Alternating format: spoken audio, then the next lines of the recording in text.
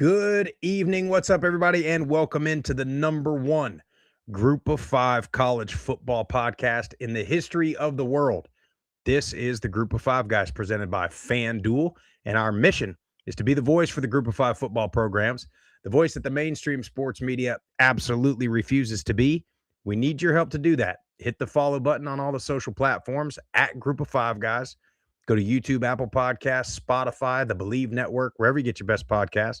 Subscribe to the channel, leave a 5-star rating and a review. Most importantly, tell your family and friends all about us.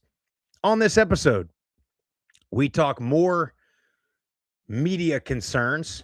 We talk about professional athletes trying to come back to college to get an NIL bag. We talk about football weather. We got to talk about the breaking news, the Mountain West Pac-12 TV deals, and plenty more. Hope you enjoy the show.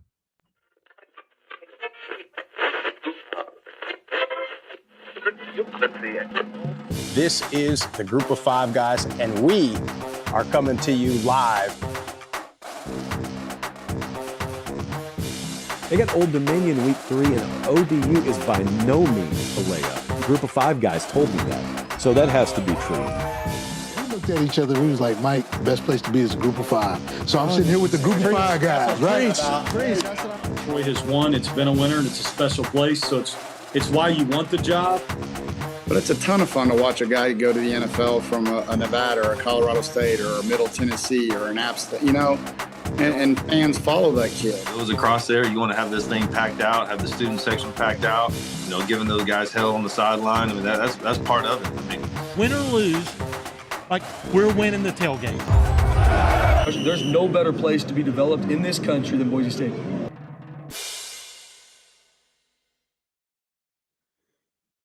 Jeff finally warmed up a little bit for us.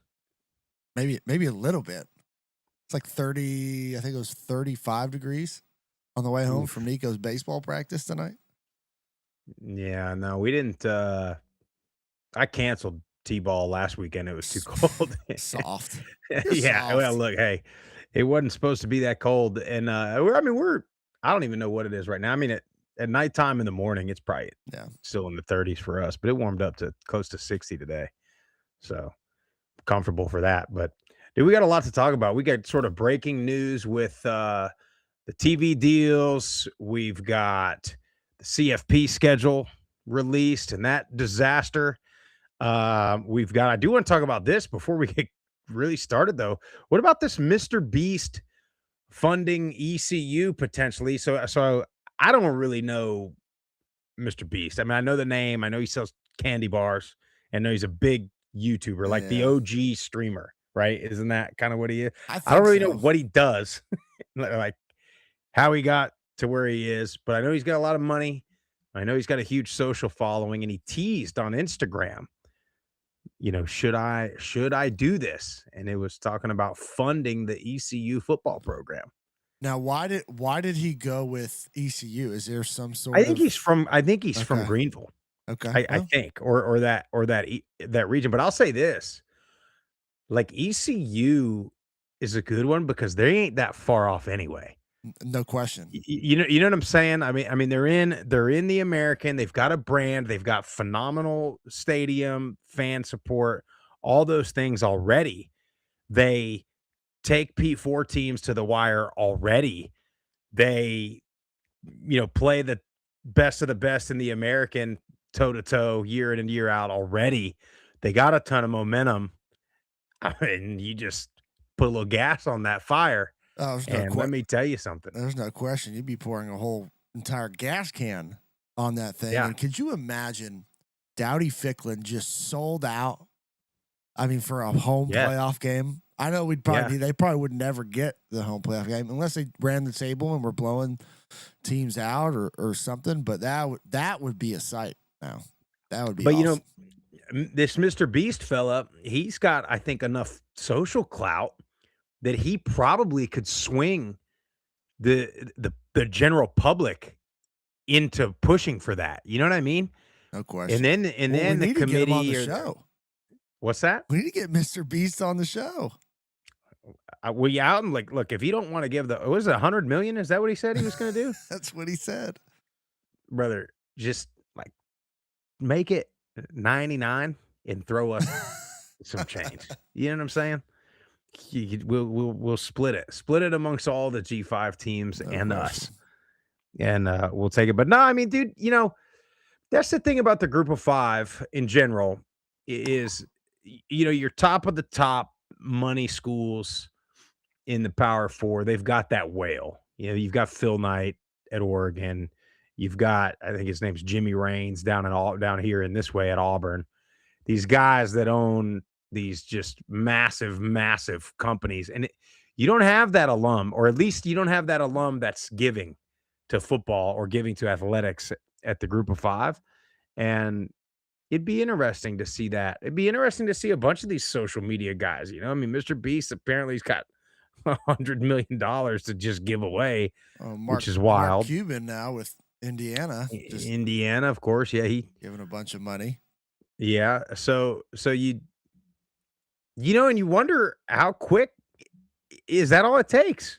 I think that propels you right into the mix of that top 12. Like if you can go buy a roster and a place like ECU, which is from everything that we've heard over the last decade since we've been in college and after, like that's a great place to go to school. It's a fun college town. You got the stadium, you got the support. Well, that's what I was going to say, because that'd be a thing. Like let's just pretend here for a second that he were to fund a place like Middle. Like you still have to sell the fact that you can be playing in an empty stadium and all these things.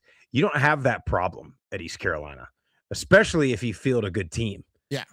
So you have the quote unquote big time stadium and the big time crowds and atmospheres week in and week out anyways.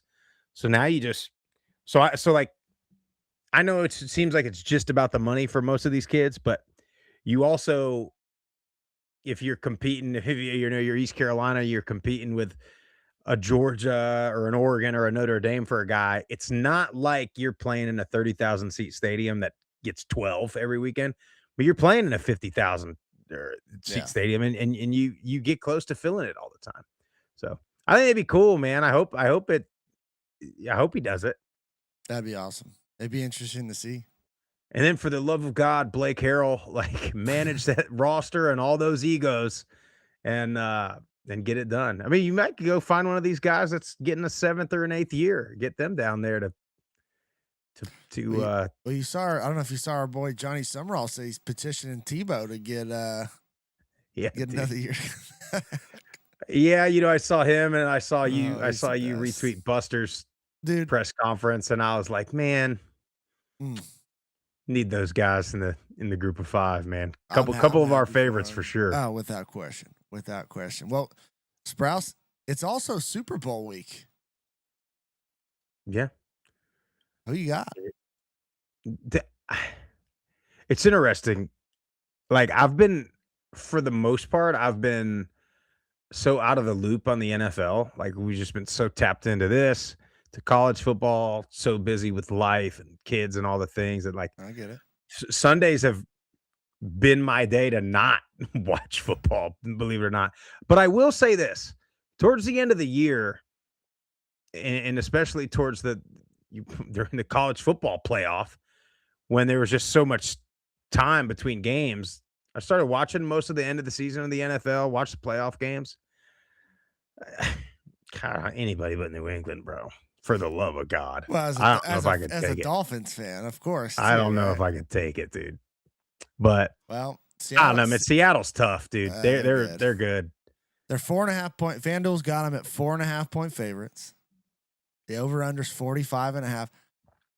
I feel like the under, because Vrabel's teams always play ugly. I think it's going to be an ugly, tight game. But we'll see. I don't know. I just have this feeling that the Pats are going to find a way to win. So I may throw a little bit. It's plus 188 money line on the Pats. I might throw a little bit on there. How bad? I mean, you got your finger on the pulse there in Middle Tennessee. I mean, how bad are Titans fans just wondering what in the hell are we doing that they fired Vrabel? And is that not just proof? We talked about this last week when I was talking about the Dolphins and Raiders. isn't it proof that just some organizations just they get it? And I don't know, I'm not an NFL guy, but how is it that Vrabel's fired in a place like the Titans, and then he goes to the Patriots, who, who was it? Gerard Mayo that they let go after 1 year, and everybody was all up in arms about it. And then they get their guy Vrabel, and he comes in and takes them to the Super Bowl. And then it's for me, they're in the division. It's the Dolphins have quarterback after quarterback after quarterback after coach, and they just cannot seem to get it right. And the Patriots, yeah, I mean they had a couple years towards the end of Belichick's run where they were playing with some quarterbacks, but they find a quarterback, they find a coach, and they're right back in it. They don't rebuild. I mean, they have 2 or 3 years off, and then they're right back as contenders. Same with the Seahawks. Yeah, I mean, it's no different in college. It starts at the top. You got great leadership. They make good decisions, thinking ahead as well as trying to win games now. Like it's no different. Yeah. Not at all. Hey, by the way, real quick, if you're on Twitter or Facebook watching live, go over to YouTube. Go over to the chat on there so Joe's not talking to himself in there. Joe, I see what you just said. There's a couple people in there. Yeah. But hit subscribe too. Hit the notification bell. We got to get our YouTube subscribers, views up. It's what the big dogs want to see is that YouTube numbers. Well, Jeff, so you mentioned the Super Bowl, and there's all this talk now in the NFL about doing neutral site games and doing indoor. Everything wants to be a dome. Everybody's building a dome now. And a lot of that is, it's very short-sighted just because there's been some snow. There's been some weather over the past couple of weeks. But you brought up a conversation because every time it's snowing or icy or windy or muddy or pouring rain, everybody's talking about, oh, this is football weather. This is football weather. And a lot of, I mean, you're a quarterback, so I'd love to ask you this question. See, now, as a line guy, I don't consider any of that stuff football weather, but I would consider it like this is power eye weather. Yeah. This is option weather. But football weather, I'm a Florida guy. So I don't know. I want to hear from a quarterback and a California kid at that. Well, my ideal weather is, about 75. Yeah. Sunny. No humidity. That's perfect for me. But I think when you visualize football weather, I think it's a little chill. It's a little cold. It's probably more in the upper 50s crisp. Down, lower 60s. A cool, fall night. That's what I think of. Yeah, of but clear football weather. Yeah, clear. Clear though, right? Not a huge fan of the snow. Not a huge fan of the rain. No, it's just not my bag. Well, and what happens is, now don't get me wrong, I enjoy watching a good slop fest in the snow. I as a fan, I like to watch the bad weather games. I think they're fun. I don't mind a 3-0 game. I really don't. That's why I love action so much. Right, and that's why you like an Army-Navy game that's snowy or anything like that, and that's why we've been sitting here saying, what happens when you get a playoff game in Boise or in Annapolis or at West Point or something like that, where you got potential for that kind of weather? But as a player, I mean, there's nothing worse than getting your cleats are heavy because they're wet or they're muddy, or you just cannot get warm, or you get snow or ice in your pants. You come down your drive. Dude, I'll tell you a funny story, Jeff. In high school, Fort Lauderdale, my junior year, we made it to the state semifinals. And, the calendar in high school is pretty straightforward. You just play every Friday. You don't have six weeks off or anything like that. So I want to say the state semifinal game was the day after Thanksgiving. So it's late November. I want to say that state championship was usually first weekend in December for us. And I remember, dude, I'll never forget it. We had a cold front come through South Florida. And I promised Jeff it was like 65 on a Friday night. And when I tell you, everybody was trying to go to, I don't think we even had a Dick's Sporting Goods yet. I don't think Dick's was.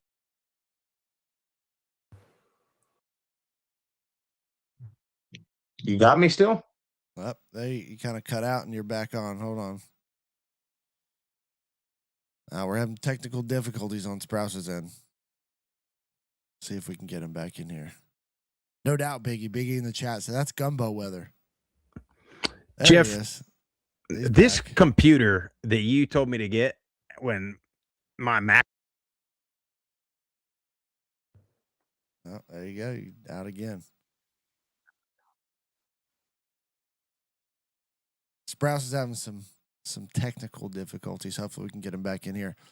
But yeah, there's nothing worse than when it's cold and you get hit by a face mask on the arm or the lower leg or something. It's brutal, but that's football weather.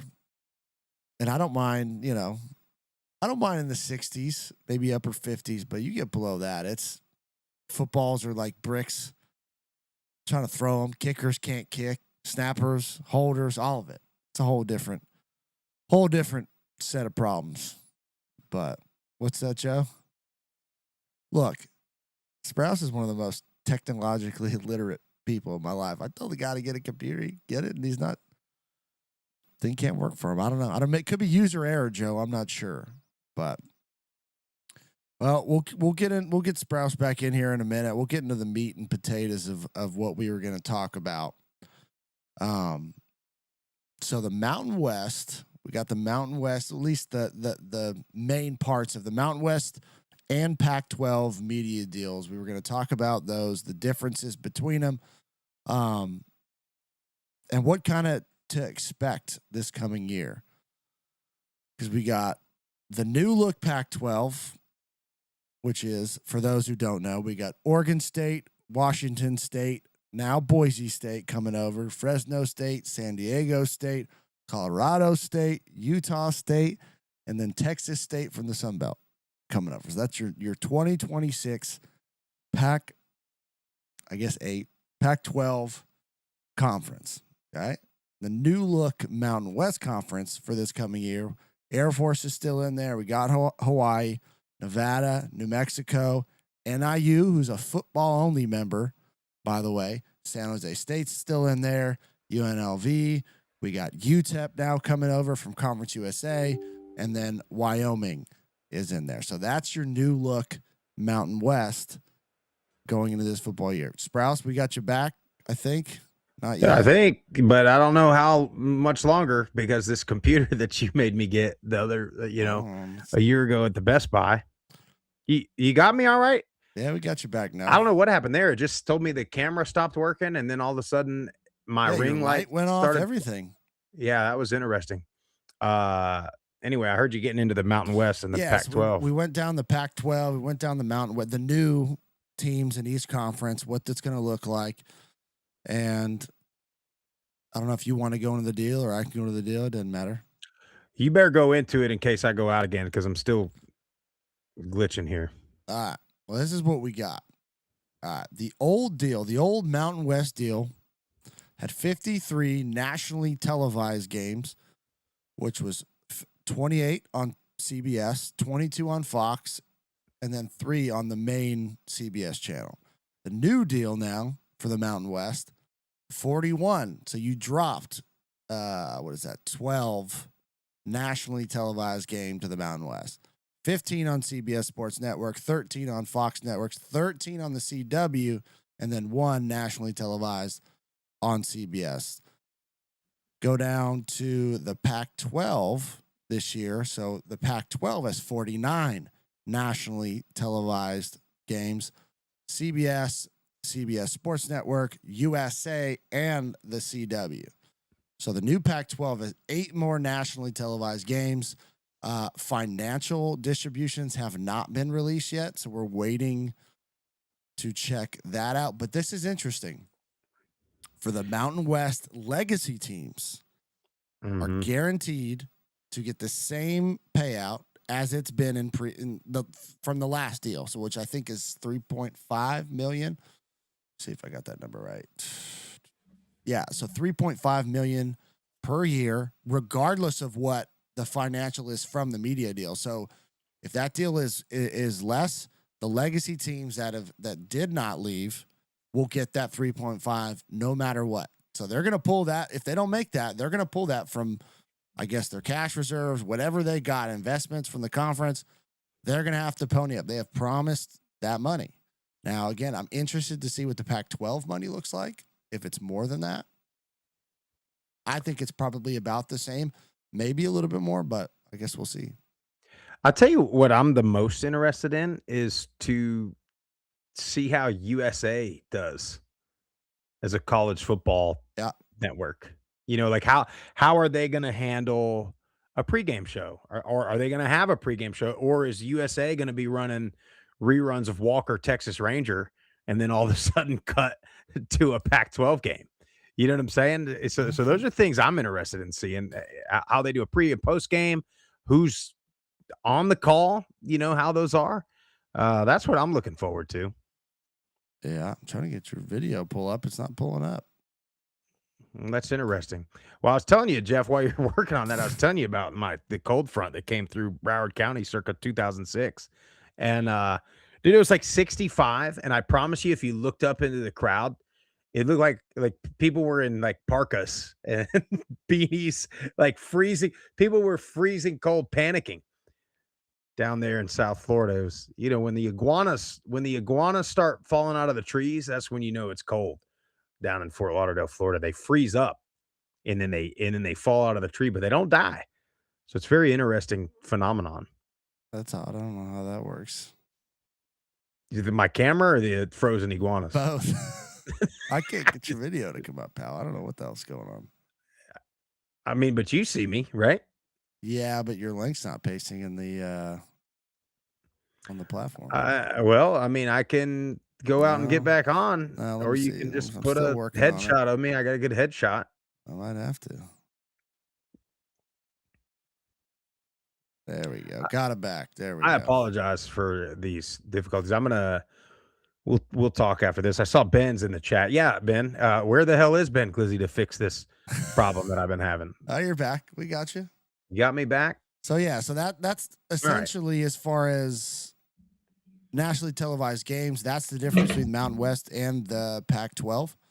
Now, again, no financial information has been divvied out, but the whole reason, the whole sell of these teams leaving was that it was supposed to be a bigger media payout, right? Yeah, that's what they were selling. But you know, the whole time it was nobody really knew. It was like a promise that it will be. It wasn't anything official. So I don't know, man.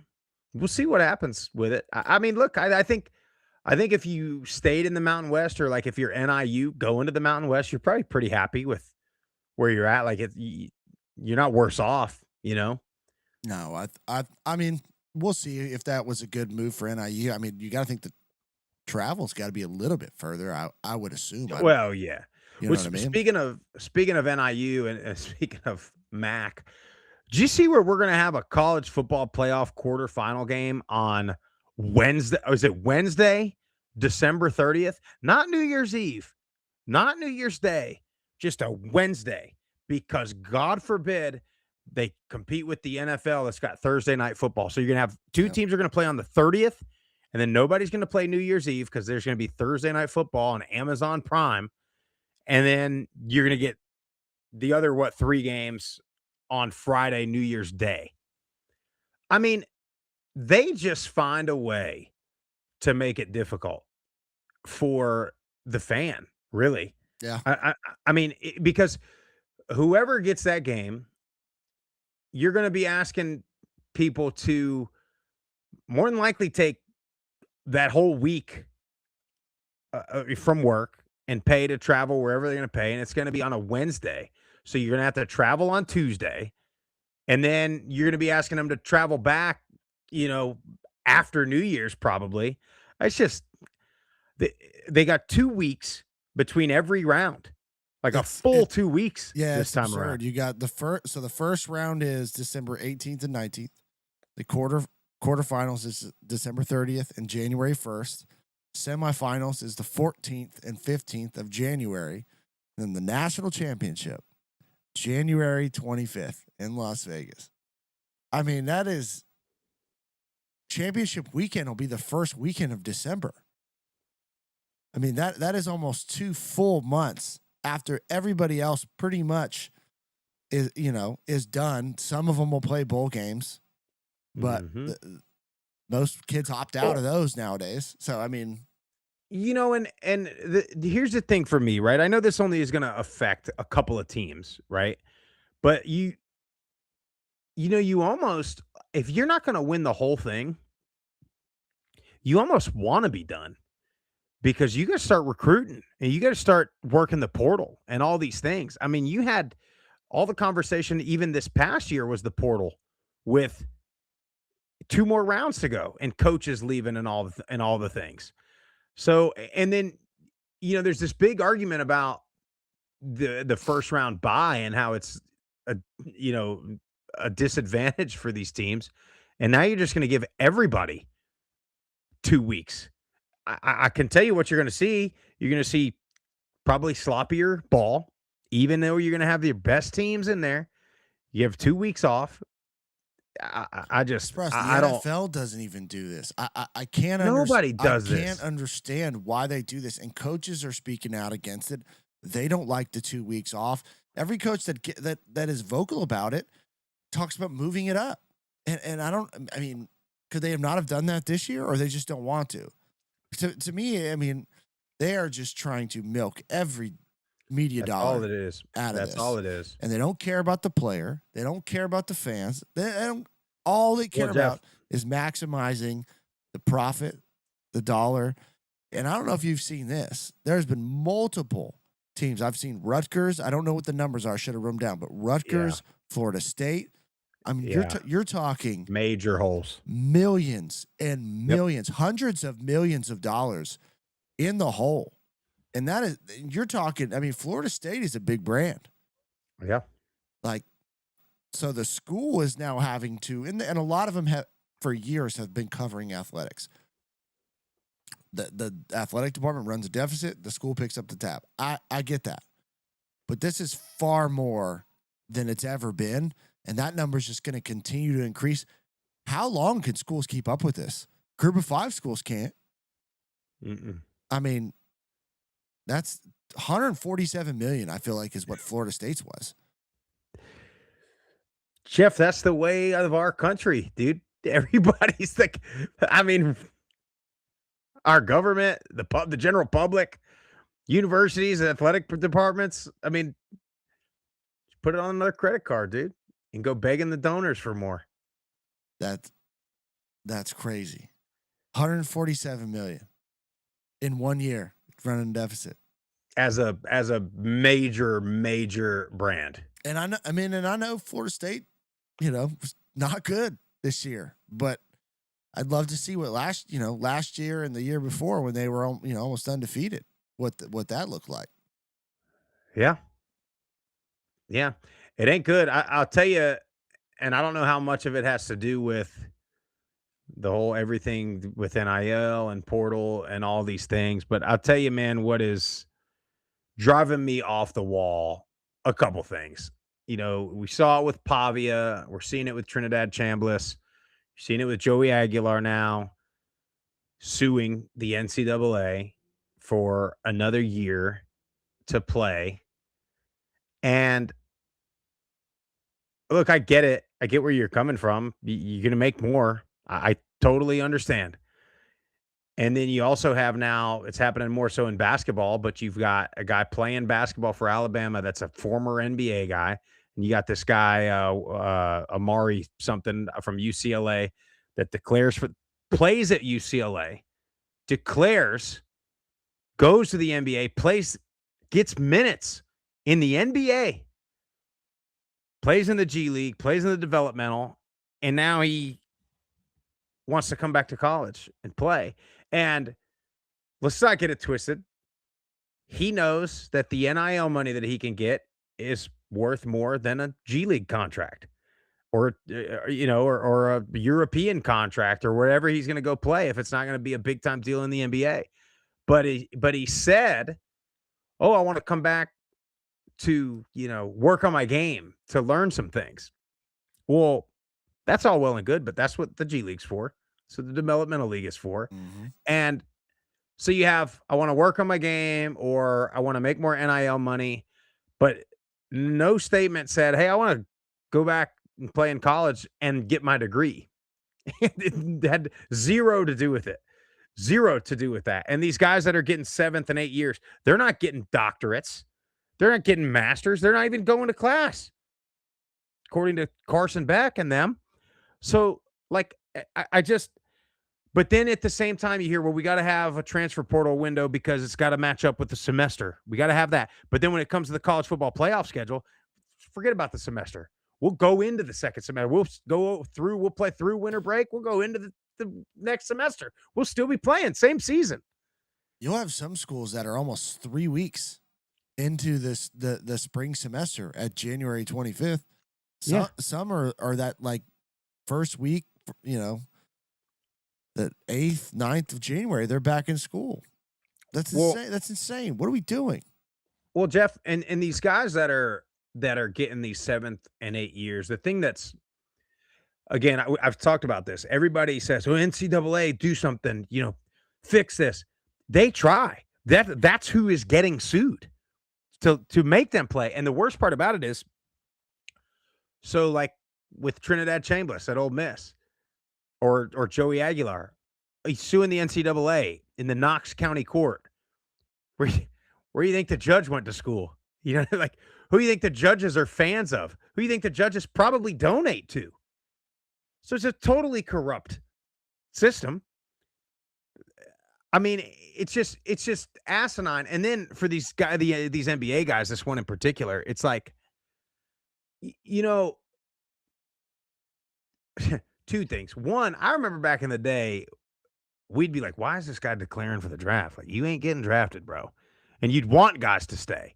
Now you got guys that are declaring and regretting their decision and wanting to come back because there's more money in college. But it's like, dude, college sports in its purest form is there to turn young men into men, right? The lessons that you learn playing college sports, football in particular, Stock used to always talk about it. You can be good husbands. It's going to make you good dads, valuable members of the community, good business owners, good managers, good employees, good whatever you're going to be. The lessons that you'll learn in football. But in my mind, what we're teaching these kids is, hey, you make a bad decision, don't worry about it. You get a redo. You regret your decision, don't live with it. No accountability, no responsibility. That's right. Just do it over. No problem. Hey, when you go get married, gets a little difficult, don't worry about it, man. Just get a redo. Call it quits. Go back to the bars. Don't worry about it. You have a kid, it's a little harder than you thought it was going to be. Don't worry, man. Step out of his life. Don't worry about it. No problem. Oh, like every decision we make, you get like, and don't get me wrong, like I'm all for if you find yourself in a situation that's, you're working in an environment that is not best for your family or this and that. I'm all for like finding a new job. But what I'm not for, and we see a lot of these people these days, it's like new job every month. I don't like it here. Next. I don't like it here. Next. And usually you'd have college athletes. It's why certain companies wanted to hire college athletes, because they knew these are people that are going to stick through the bullshit and they're going to work their ass off no matter what, because that's what they know. Not anymore. Now you're going to have the athletes. It's like, oh, yeah, I'm just going to go back, do this. I feel like we have totally lost the plot of college sports in general. And I think that the long-term effects of these types of things are catastrophic for life in general. That's what I think. I 1000% agree, because you're going to get these kids that are making a couple $100,000, and I hope they all have taken care of their money and they've invested some, and maybe you bought property or something somewhere and done right by it. But boys and girls, $500,000, $600,000 runs out real quick over 4 or 5 years once you get done. And then what are you going to do? Go try and go find a job where they're only offering to pay you $65,000 a year, $70K a year? They're going to be like, I'm not working my ass off for $60K. I was just making $150 a year playing college ball. So then what? Then the exact scenario of what you're talking about, where you're just going to go from job to job, bouncing around, not develop any type of specific skills. Because unless you're an engineer, lawyer, doctor, something specific that your degree is in, where you can go right now when you're done and find a job, a good paying job, most of the degrees these kids are getting, I hate to say it, they're not worth much. And the skills that come along with a liberal arts degree, it not going to put you ahead of the pack anywhere. So I hope these kids are getting solid degrees and things that can translate into jobs, but we'll see 10 years down the road how many situations where a lot of these kids can't get a job, don't have no more money because they got screwed by NIL agents or family members or whatever. I mean, look at all the boxers when we were growing up and boxing was at its peak, and those guys were making tons of money. And how several million a fight broke that are completely broke. Do you think we'll see this in football though, where like a guy? I know it's different because you can't go just play professional football in Turkey or Israel or something like that. But do you think we'll ever see? I mean, we kind of saw it. Wasn't there the kid from A&M last year that got drafted and he held out and was almost going to come back? And then I'm fairly certain Carson Beck was all in on the NFL until Miami came with a bunch of money. Yeah. But do you think you're going to see somebody, let's say they get drafted and they get drafted by a team that they don't want to play for, you know, shades of Eli Manning or some of these, you know, those things that happen. They get drafted by a team that they don't want to play for, and then they say, oh, never mind, I'll go back. Or they don't, or they get drafted and then their agent slides in there and is like, hey, it's your better deal. Go back one more year. Miami's got this. USC's got this for you. I mean, the draft's in April, so they could technically still be in the portal. Yeah. And hop on a school somewhere midsummer. Start. I mean, it's possible. I'm not gonna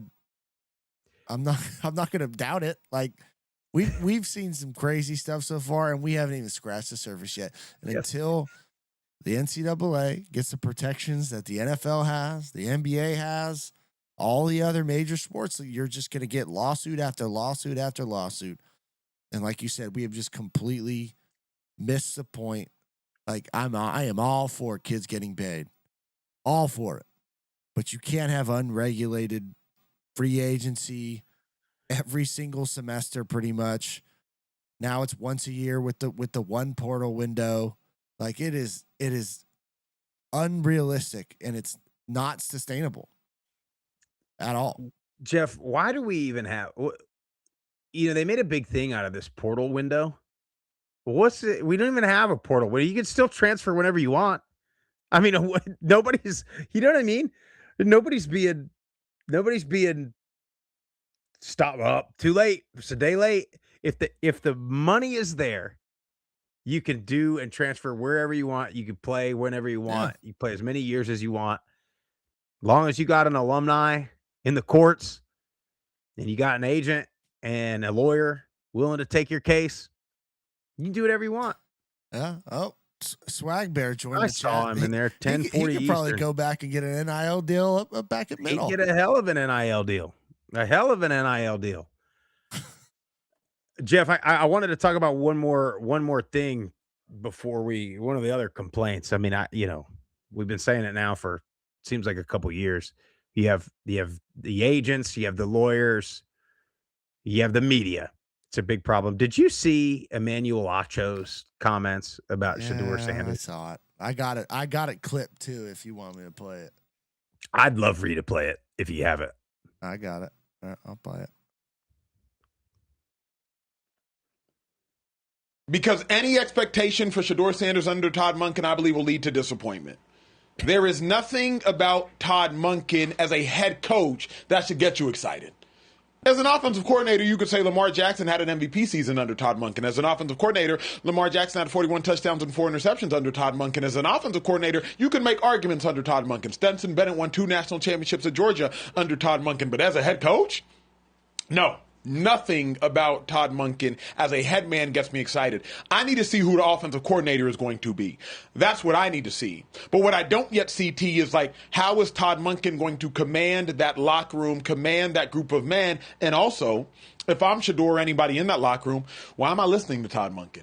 What have you won on an NFL level as a head coach? You're not even a head coach on an NFL level. So I don't even have expectation for Shedeur under Todd Monken, because I believe any expectations I would have, he would not meet. Because why am I excited about it, T?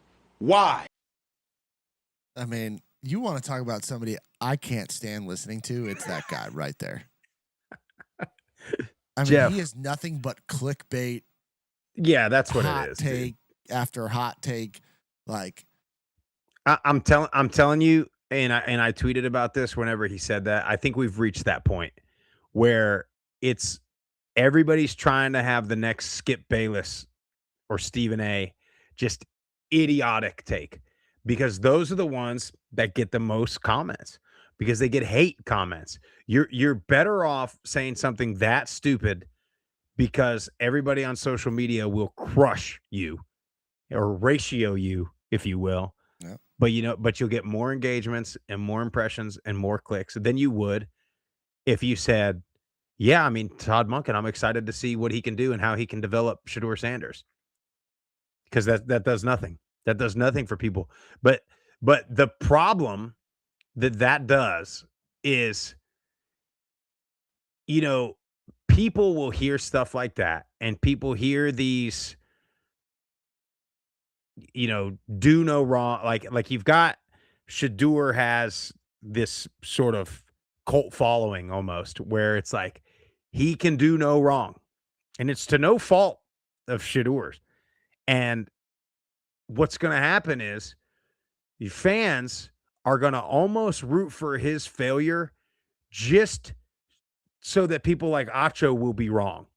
Yeah. Just so that people like that have these takes will be dead wrong. And so it sucks for Shedeur. I feel bad for the guy because it's not his fault. But the way that he's been covered and propped up by guys like Emmanuel Acho and really everybody on sports talk radio is so outrageous that it makes you root for his failure. It does. I'm sorry. Well, what's crazy about it, and this is the other side of that coin, because you had a ton of reporters in Cleveland, specifically post-game, that were asking questions to try and get him to essentially call out Stefanski, call out the play calling. Like, what happened to just honest journalism and questions, and not trying to and this is where I gave Shedeur credit. Like, kudos to him for not falling into that and being like, do you hear the question you're asking me? Like, I'm not going to out my offensive coordinator. Like, you want me to slip up so you can put a big headline in the newspaper or on your blog. Like, it's just, this is the world we are now in. And you're right. Everybody wants to be first, not to be accurate. Everybody wants the clicks. This is why the people who recruit and rate athletes on 3 and 24/7, like the stars. It's the same thing, because they know if they give this kid a 5-star because he got offered by Alabama, all the Alabama fans will come over and read their article about the kid and go to that website and get clicks, and they can get ad revenue. Like, it's all like, guys, I get it. Like, everybody's trying to make as much money as they possibly can, but it can't be at the expense of quality and accuracy. Like, I'm sorry. Well, we've just lost all integrity. That's just what it is. And it's like these, I'm telling you, man, these takes are just, I literally think that they're on purpose. Yeah. I agree with you. I think we lost Browse again. He cut out, but they have to be on purpose. There's no other reason why Acho would make that idiotic comment, because this is now the new head coach and Todd Monken coming over. You know how many every coach at some point was never a head coach at every single level. So it's a ridiculous statement to be like, why should I believe in him as a head coach when he's never been a head coach? Well, how do you think that every coach coming up, every young coach, it gets an opportunity? Like Vrabel was never a coach. He was a player. And then he got an opportunity and worked his way up and got a head job at Tennessee and now is with the Patriots and now playing in, coaching in his first Super Bowl. Like just dumb take after dumb take for clicks. But yet these are the people that are on, your major sports networks and everything else. That's crazy. Joe in the chat talking about Shedeur getting what he's got, because of Dion. It's just, and I give Dion some credit. I really do. And I know we've gotten way off the Mountain West Pac, college football schedule stuff, but like Dion, I feel like could be a lot more vocal about Shedeur than and he's pretty much stayed away. So credit to him, for that. That's got to be a tough situation to be in.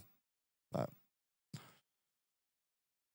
well, I'm not sure if we're going to get Sprouse back in here or not, but we'll go ahead and close it out for tonight. Yeah, I'm a fan of Dion, Joe. I am. I always was as a player. His head coach in college, some of his antics, I'm not a huge fan of, but I don't know how much longer he's going to have at Colorado because they had a lot. Again, every team is having huge departure in numbers within the portal this offseason. So we'll see, what happens there. Maybe we got surprised, but I don't think they're going to. How much longer he's got at Colorado will remain to be seen. I give him 2 years max, and I think he'll be gone. Swag's not a fan. I don't know what's going on with Sprouse's deal. He's in and out of the chat, or in and out of the video room. But hey, appreciate you guys tuning in, watching, listening. If you like the show, go check us out on all the social media platforms at Group of Five Guys. Go to our YouTube page. If you're on Twitter watching this, finishing the show, please go to YouTube, hit the subscribe button, hit the like button, try and view us on there. We just need, we're trying to get our YouTube views up. That's what the big time media advertisers, that's what they want. So help us out there. Appreciate you guys tuning in. We'll be back next Wednesday night at 9 p.m. We're working on some coach interviews, some AD interviews. We got some things we're lining up this offseason with a lot of great content. Appreciate you guys. We'll see you next week. We're out of here.